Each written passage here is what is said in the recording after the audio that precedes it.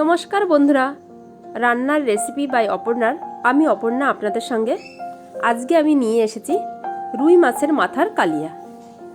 আমরা তো মাছ দিয়ে মাছের কালিয়া অনেকেই তৈরি করে দেখেছি, খেতে কিন্তু দুর্দান্ত হয়। সেরকমই আমি মাছের মাথার কালিয়া তৈরি করে দেখাবো। ভিডিওটা যদি ভালো লাগে অবশ্যই আমার চ্যানেলটাকে সাবস্ক্রাইব করার অনুরোধ রইল।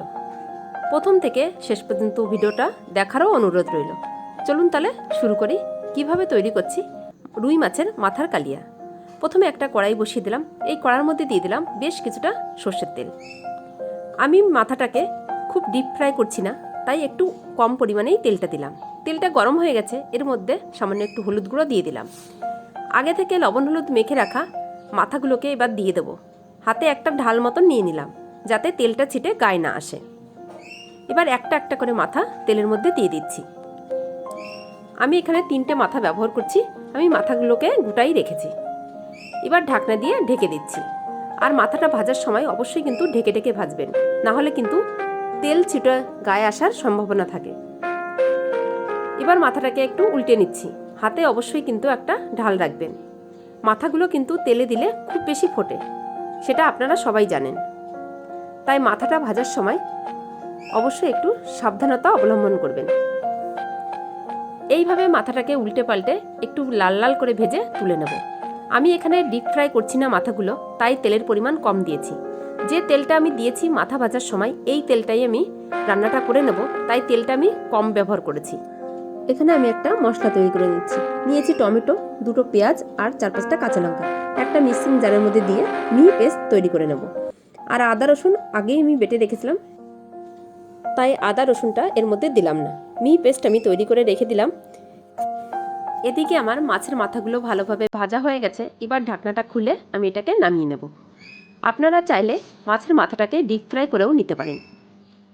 এইভাবে একটু কম তেল দিয়ে লাল লাল করে সময় নিয়ে ভাজলেও কিন্তু অসুবিধা হয় না। সমস্ত মাথাগুলোকে আমি তেল থেকে তুলে নিয়ে এই তেলের মধ্যেই আমি ফোড়নে দিয়ে দেবো গোটা গরম মশলা। এলাচটাকে আমি একটু ফাটিয়ে দিয়েছি। আর দিয়ে দিচ্ছি 1/4 চামচ মতন গোটা সাদা জিরে। ফোড়নটা ভালোভাবে ভাজা হয়ে গেলে এর মধ্যে আমি দিয়ে দেবো 1/2 চামচ মতন হলুদ গুঁড়ো। আর দিয়ে দিচ্ছি পেঁয়াজ, টমেটো, কাঁচা লঙ্কা একসঙ্গে পেস্ট করে রেখেছিলাম, সেই পেস্টটা। মিক্সিং জারের মধ্যে সামান্য একটু জল দিয়ে সেই জলটাও আমি এর মধ্যে দিয়ে দিলাম। এবার ভালো করে মশলাটাকে নেড়ে কিছুক্ষণ মিশিয়ে নেব। এবার এর মধ্যে আমি দিয়ে দেবো একসঙ্গে বেটে নেওয়া আদা রসুন। আদা রসুন পেস্টটাকে দিয়ে এর মধ্যে দিয়ে দিচ্ছি 1/2 চামচ মতন জিরে গুঁড়ো, 1/2 চামচ ধনিয়া গুঁড়ো, 1/2 চামচ দিয়ে দিচ্ছি শুকনো লঙ্কার গুঁড়ো। আর দিয়ে দিচ্ছি পরিমাণ মতন লবণ। লঙ্কার গুঁড়োটা আপনারা বুঝে দেবেন, যেরকম ঝাল পছন্দ করেন সেই পরিমাণে কিন্তু ঝালটা দেবেন। আমি এখানে কাঁচা লঙ্কা বাটা দিয়েছি আগেই, আর সামান্য একটু লঙ্কার গুঁড়ো দিয়ে দিলাম। আপনারা যদি ঝাল কম পছন্দ করেন অবশ্যই কিন্তু শুকনো লঙ্কার গুঁড়োটাকে স্কিপ করবেন। আর কালারটা হওয়ার জন্য সামান্য একটু কাশ্মীরি রেড চিলি পাউডারও ব্যবহার করতে পারেন। সব মশলাগুলো দেওয়ার পর মিডিয়াম ফ্লেমে মশলাটাকে বেশ কিছুক্ষণ সময় ধরে কষিয়ে নেব। আমার চ্যানেলে নতুন বন্ধু হলে চ্যানেলটাকে সাবস্ক্রাইব করার অনুরোধ রইল। পাশে থাকা বেল আইকনটিকে ক্লিক করে দেবেন। যখনই আমার চ্যানেলে নতুন কোনো ভিডিও আপলোড করব সবার আগে নোটিফিকেশন পৌঁছে দেবে আপনার কাছে। এইভাবে 5-6 মিনিট মশলাটাকে কষাতে কষাতে মশলা থেকে তেল ছেড়ে দিয়েছে। এবার ভেজে রাখা মাছের মাথাগুলোকে দিয়ে দিচ্ছি মশলার মধ্যে। মাছের মাথাগুলো মশলার মধ্যে দিয়ে মশলার সঙ্গে একটু নেড়ে মিশিয়ে নেব। তারপর আমি এর মধ্যে মাছের মাথাটা ভেজে যে পাত্রে রেখেছিলাম সেই পাত্রের তেলটা আমি হাতা দিয়ে পরিষ্কার করে দিয়ে দিলাম। এবার মাথাটার মধ্যে সামান্য একটু জল দিয়ে দিলাম। জলটাকে দিয়ে মাছের মাথার সঙ্গে আর মশলার সঙ্গে ভালো করে মিশিয়ে নিচ্ছি। আমি কিন্তু জল আরও পরে ব্যবহার করব। মশলার সঙ্গে আর মাথার সঙ্গে ভালো করে জলটাকে মিশিয়ে নিয়ে এই মশলাটাকে কিছুক্ষণ ফুটতে দেব। মশলাটা যখন ভালোভাবে ফুটে উঠবে এর মধ্যে আরও কিছুটা গরম জল আমি ব্যবহার করব। এর মধ্যে যাই জল দেবেন না কেন জলটা কিন্তু একদম শুকিয়ে নিতে হবে বা টানিয়ে নিতে হবে। এই রান্নাটায় কোনো প্রকার কিন্তু ঝোল থাকবে না, সামান্য একটু মাখা মাখা গ্রেভি থাকবে। আরও কিছুটা গরম জল আমি অ্যাড করে দিলাম। এবার আমি ঢাকনা দিয়ে ঢেকে দিলাম রান্না হওয়ার জন্য। 5-7 মিনিট পরে ঢাকনাটাকে খুলে নিলাম।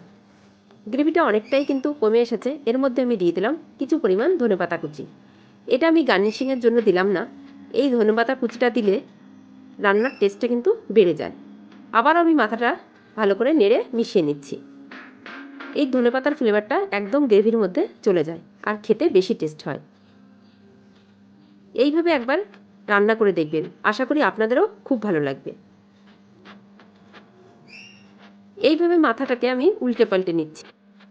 শুধু যদি খুন্তি দিয়ে উল্টাতে অসুবিধা হয় তাহলে কিন্তু খুন্তির সঙ্গে একটা চামচ বা হাতা দিয়েও এটাকে দু হাতে ধরে উল্টে পাল্টে নিতে পারেন।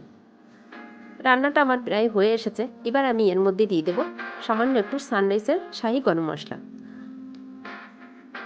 গরম মশলার গুঁড়োটাকে দিয়ে আবার একটু নাড়াচাড়া করে নেব। দেখে নিশ্চয়ই আপনারা বুঝতে পারছেন রান্নাটা কিন্তু একদমই রেডি হয়ে গেছে। গরম মশলার গুঁড়োটা নাড়াচাড়া করে মাছের মাথার সঙ্গে মিশিয়ে নিয়ে আমি ঢাকনা দিয়ে ঢেকে রাখবো আর ওভেনটাকে বন্ধ করে দেব। তারপর 5 মিনিট পরে আমি এটাকে একটা প্লেটের মধ্যে সার্ভ করে নেব। 5 মিনিট পরে আমি একটা প্লেটে সার্ভ করে নিলাম। আপনাদের কেমন লাগলো রুই মাছের মাথার কালিয়া অবশ্যই কিন্তু কমেন্ট করে জানাবেন। যদি ভালো লাগে অবশ্যই ভিডিওটাকে লাইক, কমেন্ট, শেয়ার করবেন আর এইভাবে বাড়িতে তৈরি করে নিজেরা পরিবেশন করুন। আশা করি আপনাদেরও সকলেরই খুব ভালো লাগবে। আমরা যেমন মাছের মাথার মুড়িঘণ্ট বা মাছের মাথার চচ্চড়ি অনেক কিছুই খেয়েছি, সেটা খেতে কিন্তু খুবই সুস্বাদু হয়। এটাও কিন্তু তার থেকে কোনো অংশে কম নয়। একবার হলেও বাড়িতে ট্রাই করে দেখতে পারেন। আজ তাহলে এই পর্যন্তই। অন্য কোনো দিন ফিরে আসবো অন্য কোনো রেসিপি নিয়ে। ভালো থাকবেন, সুস্থ থাকবেন আর অবশ্যই আমার চ্যানেলটাকে সাবস্ক্রাইব করে আমার পাশে থাকুন।